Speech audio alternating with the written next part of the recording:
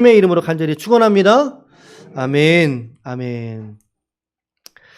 우리 오늘 다니엘 네 번째 시간입니다. 다니엘 네 번째 시간으로 뜨인 돌 위에 지어진 영원한 집이라는 제목으로 오늘 주신 말씀 함께 나누겠습니다.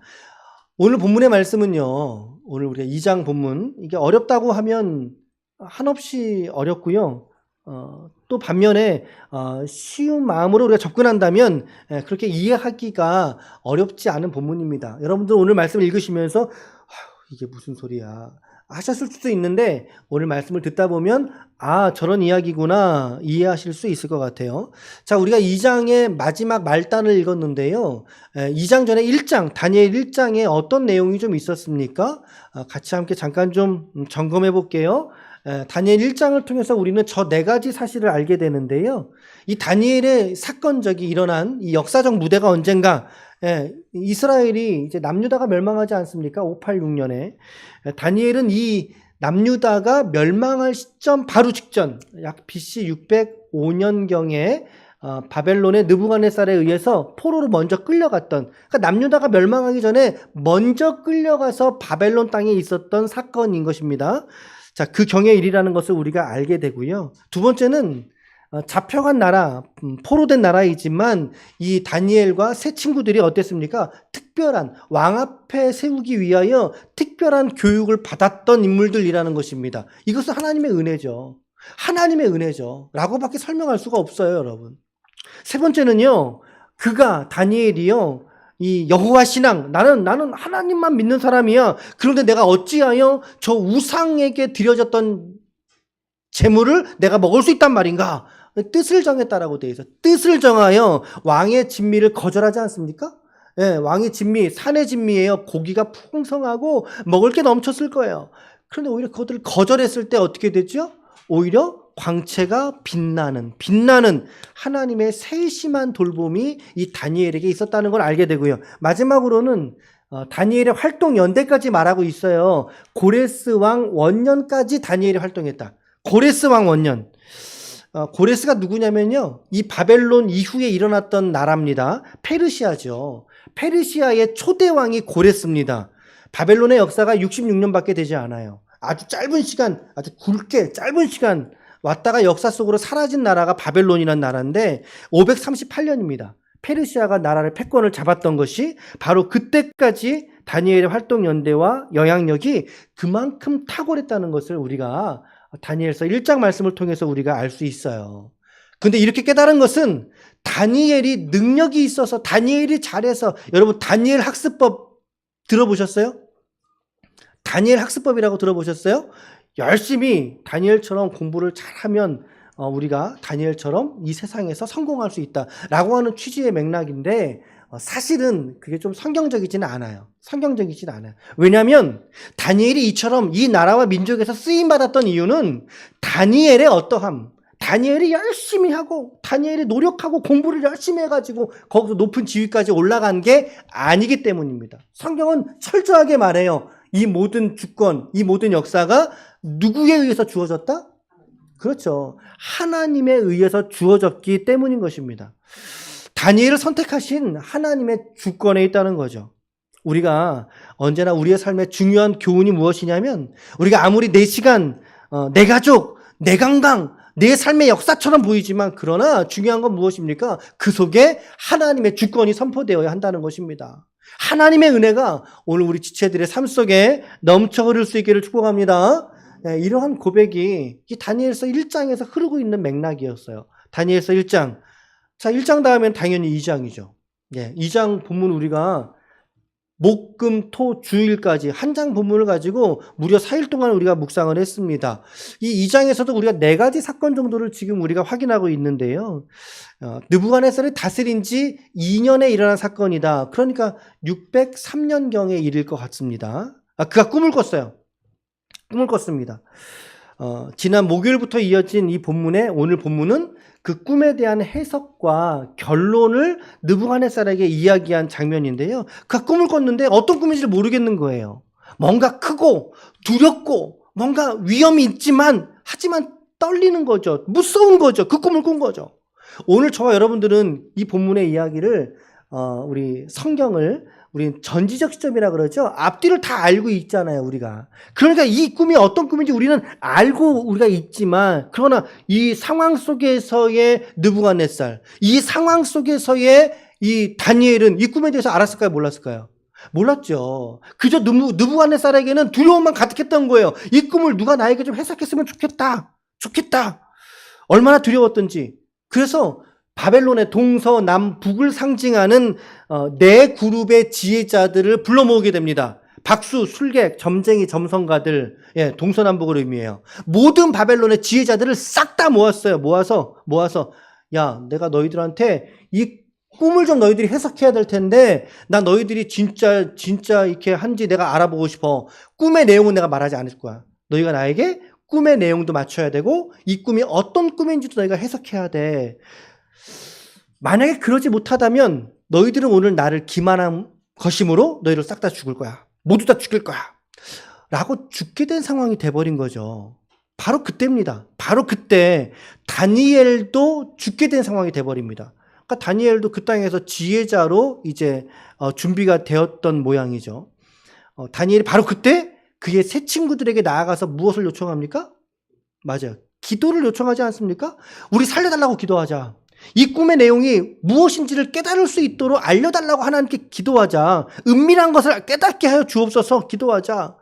예, 다니엘은 그렇지 않아도 기도하던 사람입니다. 하루에 3번 정한 곳을 향하여 예루살렘을 향하여 기도하던 사람이 더 기도하니까 어떻게 돼요? 하나님께서 다니엘의 눈을 열어주시는 거예요. 다니엘에게 이 은밀하게 숨겨져 있던 것, 느부갓네살이 자기 꿈에서 꾼 거예요. 그러니까 이거는 느부갓네살하고 그 꿈을 준 하나님 이외에는 그 누구도 모르는 거 아닙니까? 그러니까 은밀한 거죠.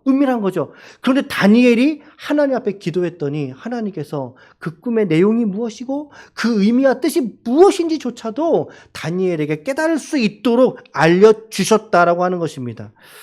기도하던 사람은요, 이처럼 더 기도하면 하나님의 능력 가운데 깨닫게 하시는 줄로 믿습니다. 그래서 오늘 본문의 말씀은 이제 그 다니엘입니다. 문맥을 좀 설명해 드리려고 여기까지 왔는데, 이런 문맥 속에서 이제 다니엘이 왕 앞에 선 거예요. 오늘 이야기가. 서서 그 꿈을 왜 주셨는가? 그리고 이제 오늘 본문의 말씀에서 이 꿈에 대한 내용은 무엇이고, 이 꿈에 대한 내용이 어떤 의미를 갖고 있는가를 해석해 주고 있는 거죠. 오늘 본문이. 자, 그러면 우리가 오늘 31절부터 33절까지를 같이 한번, 읽어볼게요. 이게 꿈의 내용이에요. 꿈의 내용이고 제가 설교를 진행하면서 해석도 함께 겸하여서 말씀을 드리겠습니다. 시작.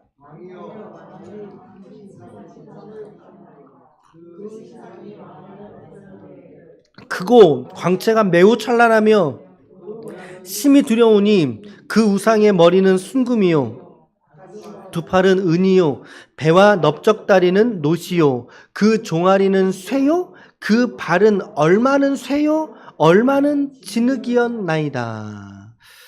자, 이 구절을요, 여러분, 이게 지금 본 거잖아요. 본 거를 글로 설명하니까 이게 선뜻 안 다가와요, 사람은. 그래서 이 묵시문학이나 계시문학이 그래서 어려운 거예요. 요한계시록도 마찬가지죠. 하나님이 주신 환상을 글로 표현하니까는 이해하기 어려웠던 거잖아요. 자, 이 이미지를요, 여러분, 그림화, 이미지화 시키면 요렇게 정리가 될 수 있어요. 요렇게 정리될 수 있어요. 지금 보이시나요? 보이세요? 이렇게 지금 묘사를 생각해 볼 수 있다. 자, 지금 그림을 보시면 위에 금으로 된 이 얼굴은 바벨론을 의미한다. 바벨론, 느부갓네살 당신이 금인입니다. 그러잖아요. 바벨론을 의미한다라고 하는 것이고요. 그리고 은으로 지금 묘사된 가슴과 팔, 이것은 이 바벨론 이후에 일어난 신흥 왕국인 페르시아를 의미한다는 거죠. 페르시아. 이 페르시아는요, 은을 최초의 국가 화폐로 사용한 나라가 바로 페르시아라 그래요. 그래서 이 은은 페르시아를 상징하는구나 이렇게. 자, 그리고 나서 이제 배와 이 넓적다리 부분, 이 부분이 지금 노란색이죠. 이게 지금 놋으로 이제 묘사가 돼서 놋, 그리스를 말하고 있습니다. 그리스. 왜 놋이 그리스일까? 일단은 세계 역사 속에서 일어났던 페르시아 다음의 나라가 헬라, 그리스거든요. 근데 이 그리스 사람들은 특별히 특징이 뭐냐면 구리를 재련하는 일에 아주 탁월했다라고 그래요. 아주 탁월했대요. 그래서 별명이 뭐냐면, 이 그리스 사람들의 별명이 뭐냐면 노스로 뒤집어 쓴 사람들이라고 하는 별명을 가지고 있다고 합니다. 그러니까 연관성이 있는 거죠. 자, 그리고 이제 종아리 이하가 뭘로 돼 있어요? 뭘로 돼 있어요? 쇠로 돼 있다라고 돼 있어요. 쇠로 일단은 종아리가. 자, 쇠는 철의 나라 어느 나라예요? 로마죠. 철의 나라 로마를 상징하고 있다라는 거예요. 유럽을 평정하고 세계 패권의 1인자로 부상하게 되는 나라지 않습니까? 가장 크고 가장 두려웠고 가장 넓은 면적의 나라를 제국을 건설했던 나라가 바로 로마예요. 로마. 모든 세계의 길은 로마로 통한다. 자, 그리고는 그 발이 어떻게 되어 있습니까? 이게 조금 좀 그림이 좀 그런데, 저 발이 일부는 쇠로 되어 있고 또 일부는 진흙으로 서로 섞여져 있지요. 이것은 로마 제국의 분열을 상징한다는 거죠. 로마의 제국의 분열을 말하고, 분열 이후에 오늘날까지의 현대 문명까지를 상징한다라고 이 상징에 대한 의미들을 해석을 해요. 물론 여러분, 이 해석에 좀 더 다른 의견을 덧붙이거나 반대하는 분들도 있어요. 하지만 대부분 대동소이합니다. 대동소이하게 이렇게 본문에 있는 내용들을 이런 상징으로서 해석을 한다라는 거죠. 자, 이처럼 느부갓네살이 본 이 환상은요, 지금 보니까 어때요? 세계의 이 고대 근동국가인 이 유럽과 이 나라들 속에 있었던 가장 굵직한 나라들이 일어서고 패망하고, 일어서고 멸망하고, 일어서고 또 다른 나라로 나아가는 그 세계 역사를 지금 다루고 있는 환상을 하나님께서 느부갓네살에게 주셨다라고 하는 것입니다. 이 2장에서 나타난 이 꿈에 보이는 이 신상, 이 나타난 이 환상의 내용들이 바로 세계 역사의 흐름을 나타내고 있다는 거예요. 자, 그래서 이 바벨론, 그리고 이하로 일어난 페르시아, 그리고 그리스, 그리고 로마 이후에 분열된 모든 세계 역사, 그리고 현대 문명에 이르기까지 통찰하게 되는 환상을 하나님이 느부갓네살에게 주셨다. 자, 그런데 너무나 참 두려울 것 같지 않습니까? 저 같아도 두려울 것 같아요. 이 꿈이 보통 꿈이 아닌데, 이런 꿈을 우리가 그냥 꾸었더라도 분명히 하나님의 어떤 뜻이 있고, 어떤 말씀이 있을 텐데, 이게 무슨 의미입니까? 궁금해하지 않겠어요? 자, 그런데 이 두려운 꿈을 해석하기 위해 사람들을 불러 모았는데, 자, 그런데 이 신상을 다 보이신 이후에, 이 신상에서 중요한 것은 어느 누구도 손대지 않았던 돌이 나타났다는 것입니다. 어떠한 돌이 나타나서, 이걸 개역 한글 번역, 우리가 앞전에 보았던 성경에서는요, 뜨인 돌이라고 번역을 했어요. 뜨인 돌. 저는 뜨인 돌이 훨씬 더 번역이 좋은 것 같아요. 그 뜨인 돌이 나타나서, 자, 34절, 35절 같이 읽어보겠습니다. 자, 시작. 또 왕이 보신즉 손대지 아니한 돌이 나와서 신상의 쇠와 진흙의 발을 쳐서 부서뜨리며, 그때에 쇠와 진흙과 놋과 은과 금이 다 부서져 여름 타작마당에 겨같이 되어 바람에 불려간 곳이 없었고, 우상을 친 돌은 태산을 이루어 온 세계에 가득하였나이다. 자, 45절도 읽어볼까요, 우리가? 시작. 손대지 아니한 돌이 산에서 나와서 쇠와 놋과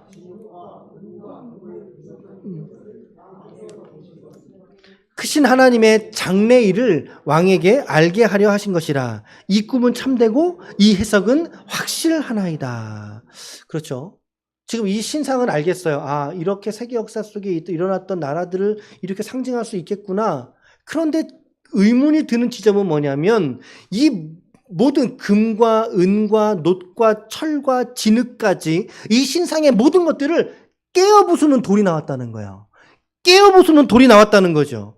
지금 손대지 아니한 돌이 나왔는데, 지금 다니엘의 환상 중에는 금나라가 먼저 섰습니다. 그래서 금나라, 바벨론, 그리고 은나라 페르시아, 그리고 놋나라. 이것은 뭐죠? 헬라, 그리스. 그리고 이제 네 번째는 철나라. 이건 무슨 나라예요? 로마.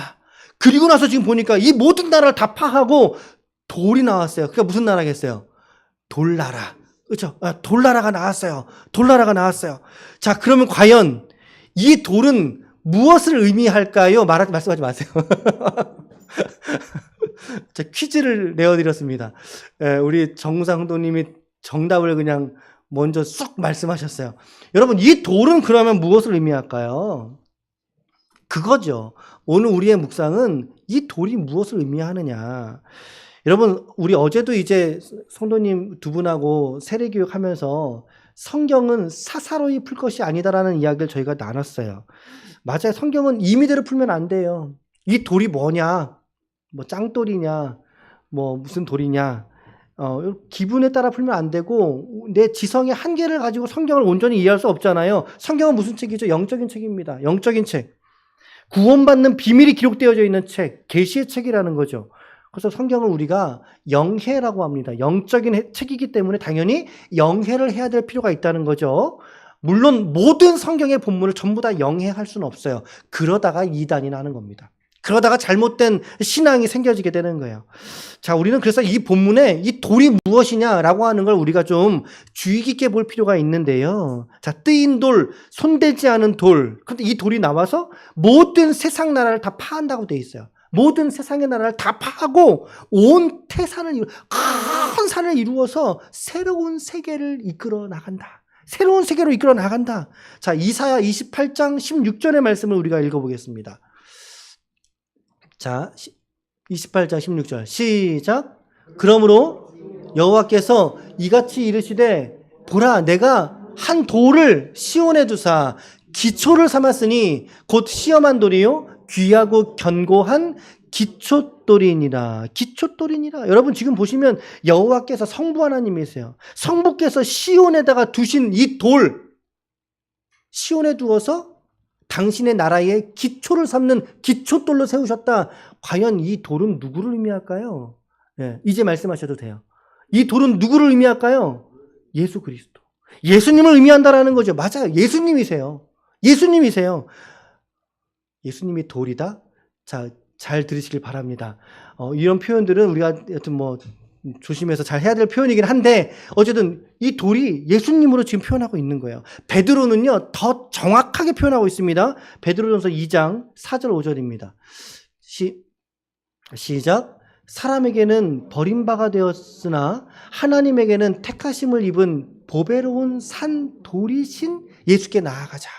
너희도 산돌같이 신령한 세워지고 예수 그리스도로 말미암아 하나님이 기쁘게 받으실 신령한 제사를 드릴 거룩한 제사장이 될지니라.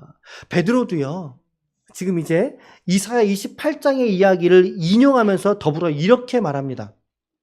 시작. 성경에 기록되었으되 보라 내가 보배로운 모퉁이 돌을 시온에 두었노니 그를 믿는 자는 부끄러움을 당하지 아니하리라 하였으니 그러므로 믿는 너희에게는 보배이나 믿지 아니한 자들에게는 건축자들이 버린 그 돌이 모퉁이의 머릿돌이 되었다.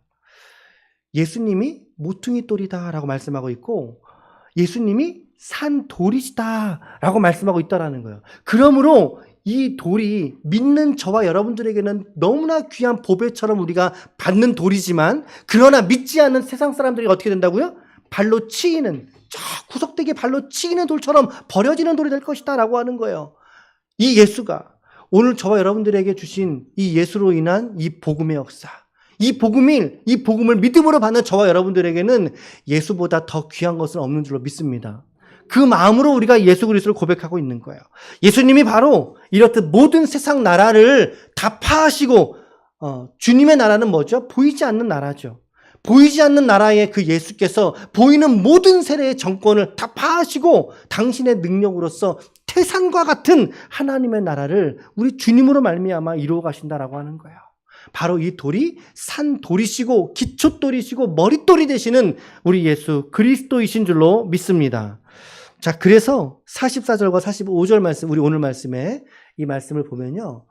자, 같이 읽겠습니다. 시작. 이 여러 왕들의 시대에 하늘의 하나님이 한 나라를 세우시리니 이것은 영원히 망하지도 아니할 것이요. 그 국권이 다른 백성에게로 돌아가지도 아니할 것이요. 도리어 이 모든 나라를 쳐서 멸망시키고 영원히 설 것이라.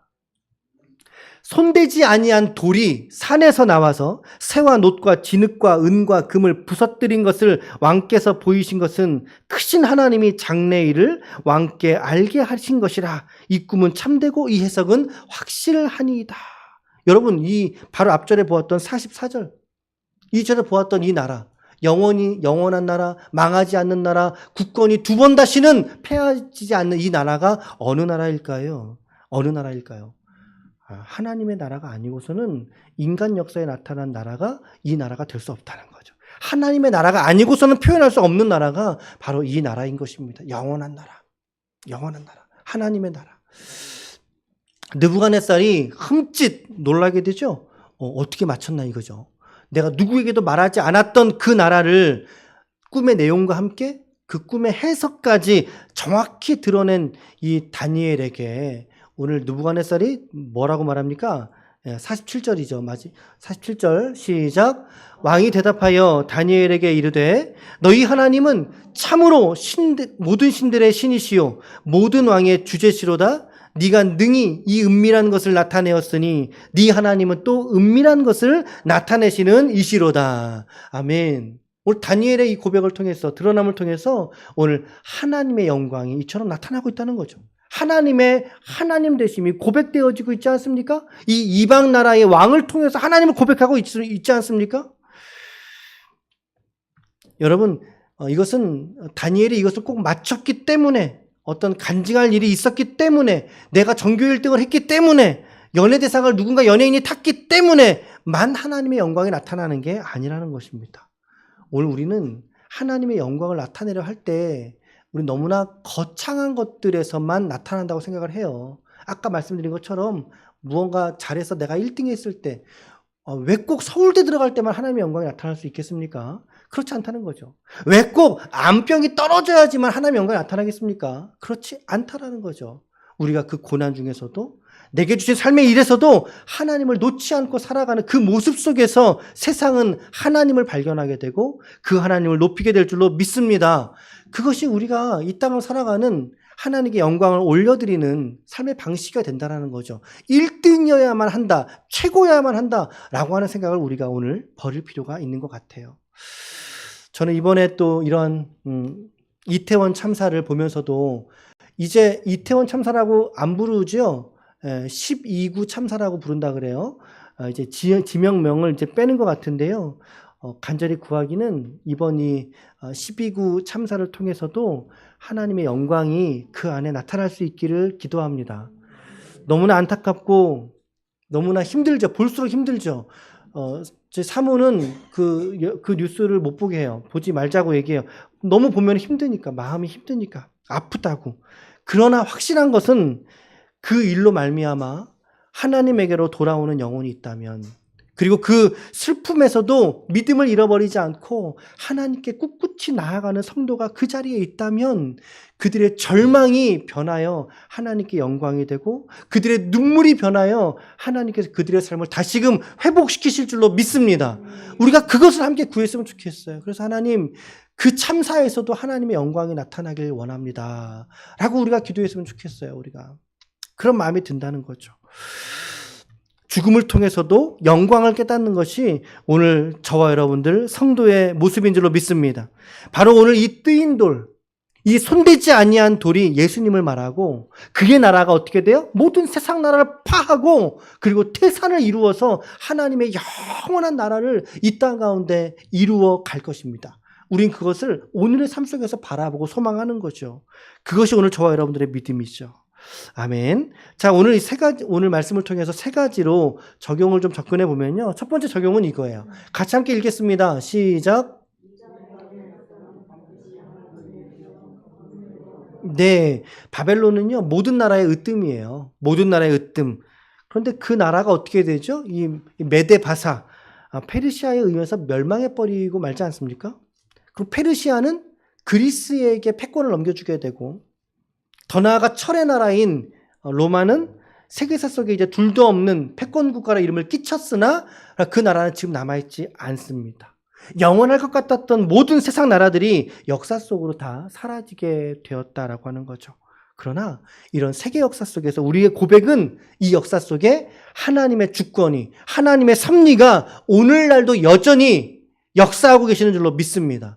우리의 믿음은 거기에 있어야 되는 거예요. 이 모든 세계 역사를 보면서 하나님, 저곳에도 하나님의 역사가 있지요. 하나님의 뜻이 있지요. 우리가 우리가 아프리카의 내전들을 바라보거나 혹은 우크라이나와 러시아의 전쟁을 바라보거나 혹은 난민들을 바라보거나 북한의 행태를 바라보거나 중국의 일들을 바라보거나 이 모든 세계 역사를 바라보면서 우리가 놓치지 말아야 될 시선 하나는 이 모든 역사가 하나님의 손에 있다. 하나님의 주권에 있다라고 하는 사실을 오늘 저와 여러분들이 놓치지 않기를 축복합니다. 아멘. 아멘. 우리 이런 큰 그림 속에서 우리 함께 기도하자라고 하는 거예요. 자, 그러므로 결국에 우리는 두 번째 적용으로 이렇게 적용할 수 있습니다. 시작. 인류 역사의 종말은 예수 그리스도의 오심으로 성취가 될 것이다. 이 손대지 아니한 돌, 뜨인 돌, 이 돌이 날아왔을 때 모든 세상 역사가 다 무너지게 되잖아요. 손대지 아니한 이 돌이 나와서 신상의 쇠와 진흙의 발을 다 부서뜨려서 넘어뜨리잖아요. 콩가루를 만들어버리잖아요. 33절 하반절에 보면 우상을 친 돌은 태산을 이루어 온 세계에 가득하였나이다. 결국에는 로마 이후에 분열된 국가든 더 나아가 이 현대 문명 사회든 결국에는 이 손대지 아니한 돌의 심판대 위에 올라서게 될 것입니다. 이것이 바로 재림주께서 심판주로 이 땅에 오신다라고 하는 메시지와 맥락을 같이 하는 거죠. 모든 인류 역사들은 결국에는 예수 오심으로 인해서 예수 그리스도의 재림으로 인하여 이 종말의 때는 하나님의 나라가 완성이 될 것입니다. 이 땅의 종말을 우리가 다양한 모습으로 우리가 현재를 살고 있지만 그러나 모든 것에는 시작이 있듯이 반드시 끝날이 있습니다. 반드시 끝날이 있습니다. 참된 지혜자는요. 시작되는 날에 관심을 두는 사람이 아니에요. 마지막 날에 관심을 두는 자예요. 전도서 기자가 뭐라 그랬습니까? 지혜자는 결혼식에 가는 자가 아니라 초상집에 가는 자가 지혜자다라고 그랬습니다. 오늘 저와 여러분들의 마음은 어디에 있습니까? 주님 오실 이 날에 대해서 우리가 오늘 사모하고 그 날에 우리가 이루어 드릴 믿음에 대해서 우리가 관심을 갖고 살아가고 있느냐라고 하는 질문을 우리 말씀 속에서 우리가 깨닫게 되는 거죠. 끝날이 온다고 성경은 말하고 있습니다. 특별히 그래서 지금을 말세지 말이라 그럽니다. 말세의 끝이다. 지금의 시절이. 여러분들에게 무언가 공포심을 조장하려고 하는 이야기가 아니에요. 그 주님 오실 그 날이 저와 여러분들에게는 구원의 날이요 신원의 날인 줄로 믿습니다. 우리의 억울함이 풀어지고 주님 오심으로 말미암아 영원한 상급을 하나님께 받는 날이 주님 오실 재림의 날인 줄로 믿습니다. 이 끝날이 누구를 통해서 온다고요? 예수를 통해서. 이 뜨인 돌, 손대지 아니한 돌이 날라와 모든 세상 나라를 파하는 그날이 돼서야 하나님의 나라가 성취가 온전히 이루어진다는 것입니다. 오늘 저와 여러분들이 그 나라를 꿈꾸고 그 나라를 마라나타 주 예수여 오시옵소서. 마라나타 주 예수여 오시옵소서. 요한계시록의 결론이었죠. 오늘 저와 여러분들의 신앙의 결론도 그 지점이어야 된다는 거예요. 주님 오실 날 이어야 된다는 거예요. 아멘. 아멘. 자, 그러므로 오늘 이 종말을 사는 저와 여러분들은 이제 세 번째의 적용으로 이제 자연스럽게 결론이 될 것입니다. 이 적용은 바로 이것입니다. 같이 함께 읽겠습니다. 시작. 뜨인 돌, 주춧돌, 머릿돌이 되시는 예수 그리스도 위에 신앙의 집을 지어야 한다라고 하는 것입니다. 여러분, 우리 모두는 이 종말의 때를 함께 살고 있는 지체들입니다. 오늘 여러분들은 어디 위에다가 여러분들 집을 짓고 계십니까? 혹시 돈 위에다가 여러분들의 집을 짓고 계시지는 않습니까? 세상의 명예와 향락, 그리고 향락과 쾌락과 안락 위에 여러분들의 집을, 믿음의 집을 짓고 계시지는 않습니까? 혹은 부모 형제라고 하는 집 위에다 짓고 있지는 않습니까? 성경은 오늘 우리에게 말합니다. 모두가 다 불안정하다고, 모두가 다 유한하고 멀지 않아 사라질 것들이라고 우리에게 말합니다. 오늘 우리는 예수 그리스도 위에 집을 지어야 하는 것입니다. 여러분, 그렇다면 예수 그리스도 위에 짓는다는 표현은 무엇을 말할까요? 무엇을 말할까요? 이게 우리의 묵상의 또 내용이 되어야 되죠. 무엇을 말할까요? 그것은 곧 말씀 위에 짓는 것을 말하는 것입니다.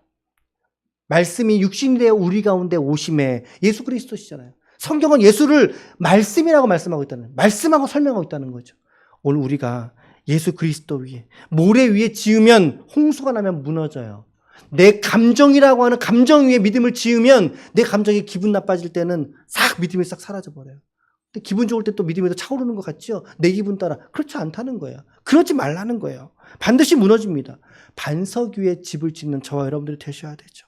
예수 그리스도 위에 집을 짓는 저와 여러분들이 되셔야죠. 말씀 위에 집을 짓는 저와 여러분들이 되시기를 축복합니다. 그럴 때 그 집이 무너지지 않아요. 주님이 오실 날을 사모하게 돼요. 두려운 날이 아니라 주님 오심을 기다리고 사모하는 저와 여러분 된다고요. 이것이 1세기 말에 가졌던 성도들의 이 소망이었어요. 구원의 소망이었어요. 영원히 설집이 되어서 하나님 나라에 저와 여러분들이 받을 상급이 될 줄로 믿습니다. 예수 위에 집을 지으십시오. 예수 그리스도 위에 믿음의 집을 지으십시오. 그것이 영원히 이룰 저와 여러분들의 믿음의 집입니다. 오늘 세 가지 적용을 말씀드렸는데요.